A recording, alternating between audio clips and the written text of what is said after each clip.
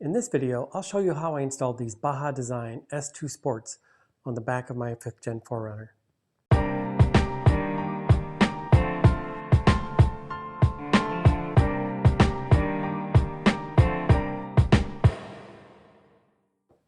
Well, welcome back to those of you who've been here before, and for you new visitors, consider subscribing as that incentivizes me to create additional content. So my video series is all about off-roading, off-road camping, and 4Runners. I have two 4Runners. I have this 5th Gen TRD Pro, and I also have a 3rd Gen that I've had now for 22 years. So this video series is all about my enjoyment of these 4Runners, off-roading with them, and exploring the great outdoors. Well, this particular video is all about rear illumination. So I've been on some off-road trips with groups where the road or the trail is dusty and it's hard for to see the person in front of you, and without having some rear-facing lighting, I mean, you can get into trouble. So I really wanted to solve for that problem, and having lights on the back of your vehicle just for everyday use is kind of valuable. Backing up in the dark, in an area where you're not very familiar with, or maybe backing into a campsite, having lights in the rear, super valuable. Lights in the rear of a vehicle for off-roading are sometimes called chase lights, which makes sense because they're following a line of different vehicles on a trip. So you want them to be able to see you and make sure that they're not running into the back of you in case of a very dusty environment. My goal in installing these lights was to install them so that they're as high as possible on the 4Runner, but not too high where they're like sticking up above the roof rack, where I could get into trouble going into parking garages, or even the garage here at home, or just even on the trail getting snagged by branches and the like. So I wanted to keep them as low profile to the rack as possible. For wiring, I wanted to wire them in a very non-intrusive way, right? I wanted to be kind of stealthy. So I didn't want to have exposed wires that would, not look so neat. I run all my electrical accessories to a switch pro controller that I have installed on my 5th Gen 4Runner. And if you don't already have some sort of a switch controller, whether it be a Switch Pro or other brand, I highly recommend it. It makes your life so much easier when running accessories. What I really like about the Switch Pro for this particular application, where I'm running lights on the back in a chase light type of scenario, is that the Switch Pro allows me to dim these lights. So I can control how much or how little I'm blinding the eye behind me, which is pretty cool. Another thing I really like about the Switch Pro controller, it allows me to easily operate these lights in the strobe. So I can light this thing up like a Christmas tree, both my front lights and my back lights, in emergency situations and poor visibility, which is pretty useful if you need that functionality. Okay, enough of me talking. This is how I installed the lights on my 5th Gen 4Runner. So here are the Baja Designs S2 Sports. I already opened up the box, so this isn't a true unboxing. Just wanted to show you what it does look like. So I have the two pods here. It has the cable, which I won't be using. I'll be making my own harness. And then of course, the hardware here that I already took out. So that's what we're going to be working with. Let me talk just a second about this rack. So as I mentioned, this is the Southern Style OffRoad roof rack, and they come with these 3-inch crossbars and also a 2-inch crossbar. And the reason why they do ship with one 2-inch crossbar is because of this shark fin for the XM or Sirius XM radio. Now I had that 2-inch crossbar sitting here, and this was open, and because of how I want to mount the lights, I don't want to mount the lights back this far, and then the side of the rack will be blocking some of the beam.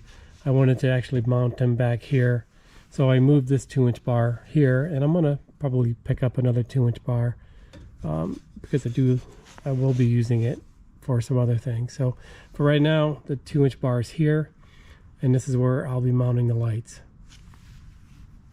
Okay, so the first thing I need to do is slide in these carriage bolts, and then I'll be attaching the bracket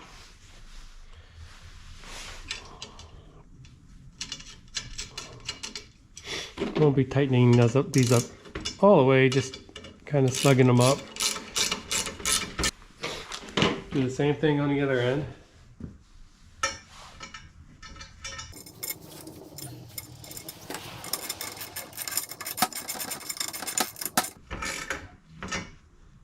Okay.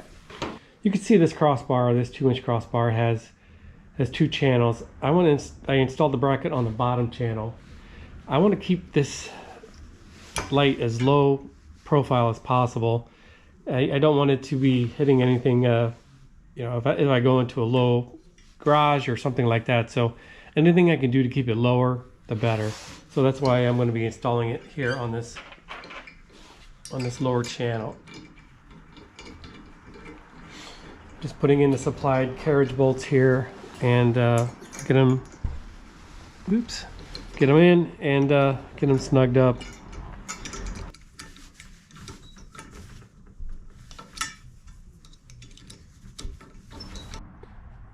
Okay, so I have the bar just sitting just hand tight, and I got the lights adjusted kind of where I think they would want to go.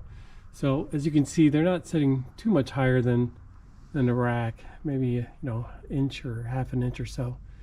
Now the test will be whether when I open up the gate here, whether this thing is going to be bumping into it. So let's give that a try.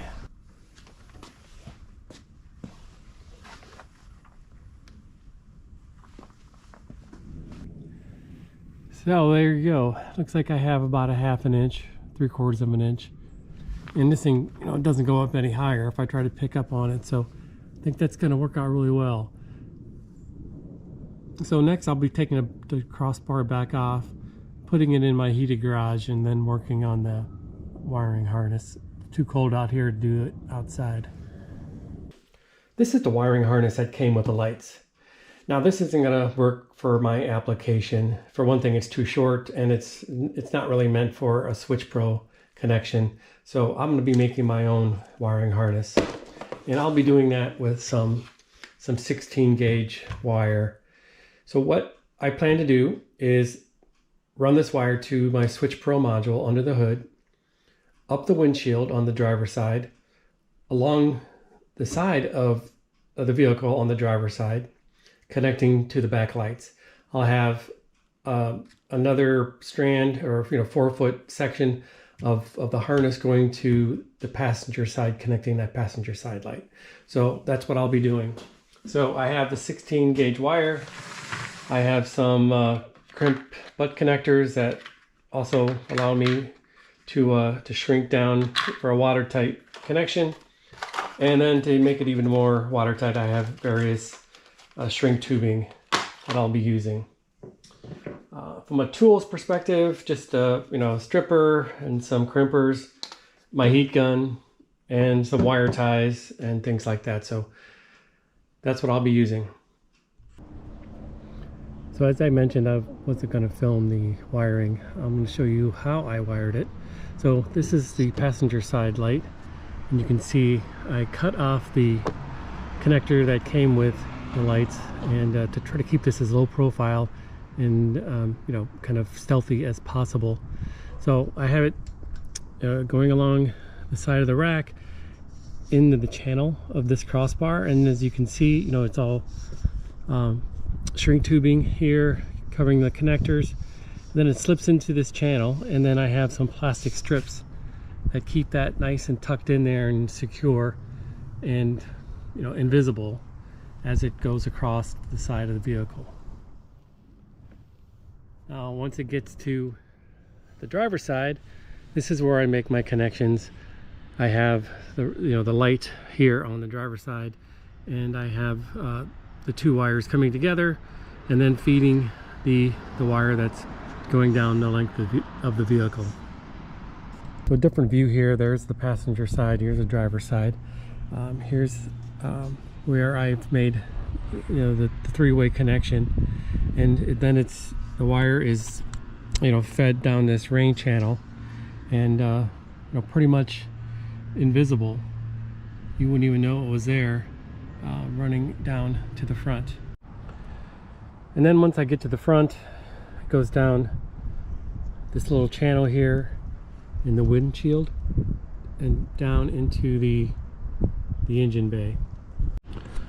Here's a look from below. You can see how that wire is just tucked along the windshield and goes up to the roof.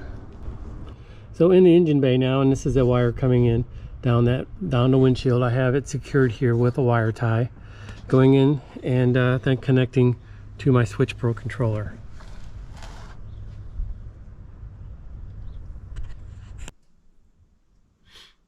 Here's the Switch Pro keypad that's installed inside the 4Runner.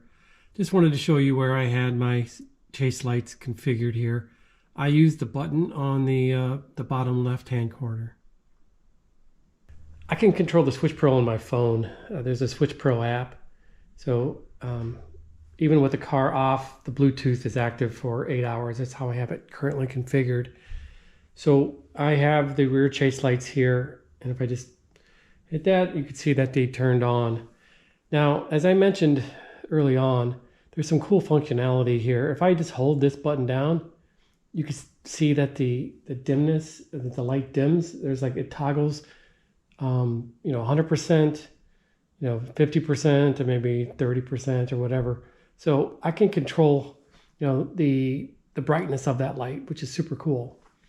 I also mentioned that there's a strobe functionality, and I do that by just double, clicking on it, so to speak, and that enables the strobe feature.